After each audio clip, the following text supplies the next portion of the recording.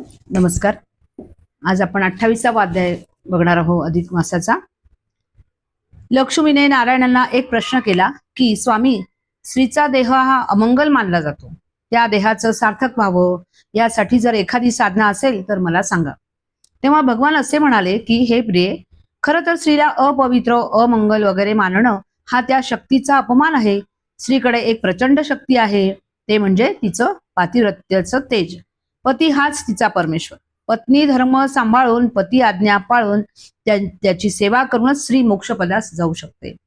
ह्या पतिसेवेपुढे अन्य सेवा किंवा साधना ह्या गौण आहेत.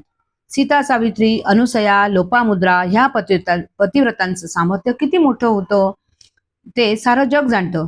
हे लक्ष्मी, पतिव्रतेच्या अंगा केवळ सामर्थ्य असतं याबद्दलची एक कथा सांगतो, ऐक. काश्मीर प्रांतात एक धर्मपुत्र नावाचं नगर होतं. तिथं एक धर्मशर्मा नावाचा अग्निहोत्री ब्राह्मण आणि त्याची पत्नी सुशीला हे राहत होते. सुशीला नेहमीच पती आज्ञेचं पालन, पतिसेवा ह्या कामी तत्पर असेल. एकदा भर दुपारी हे जोडपं नदीवर जलक्रीडा करायला गेलं. शांत शीतल जल हे दोघच आणि जवळपास अन्य कुणीही नाही. अशा वेळी त्या विप्राच्या मनात कामभाव जागला. त्याने नदीपात्रातच पत्नीकडे रतिसुखाची मागणी केली. सल, काल, वेळ याचं भान ठेवा असं म्हणून तिनं आपल्या पतीला थांबवण्याचा प्रयत्न केला. पण पतिव्रतेला पतीचा शब्द मोडता आला नाही.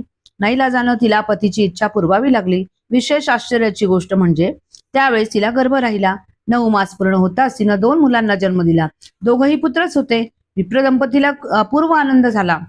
सुमारे 5 वर्षाचा काळ मध्ये गेला आणि एक दिवस अचानक त्या दोन्ही मुलांच्या अंगाची लाही लाही होऊ लागली.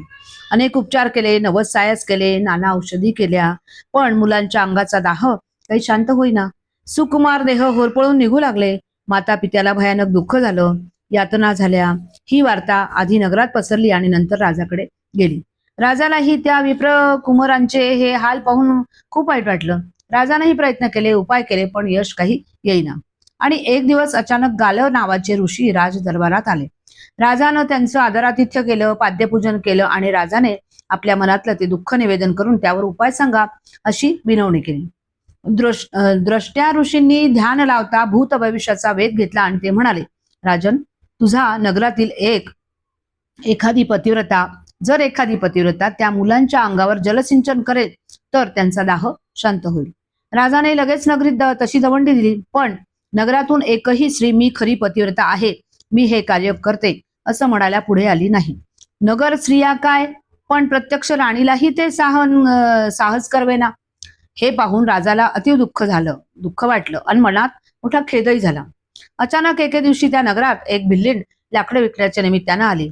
बाजारात चाललेल्या एकमेव चर्चेमधून तिला ही गोष्ट कळली. खरं तर पतिव्रतेचे नियम काय, तिचं कार्य काय इत्यादी गोष्टी त्या अडाणींना कशा ठाऊक असणार, पण ती ते साहस करायला तयार झाली.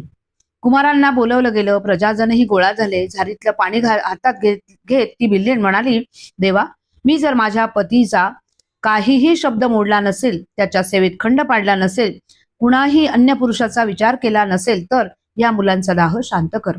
असं म्हणून तिने ते तीर्थ मुलांच्या अंगावर शिंपडलं मात्र आणि मुलांचा दाह शांत झाला.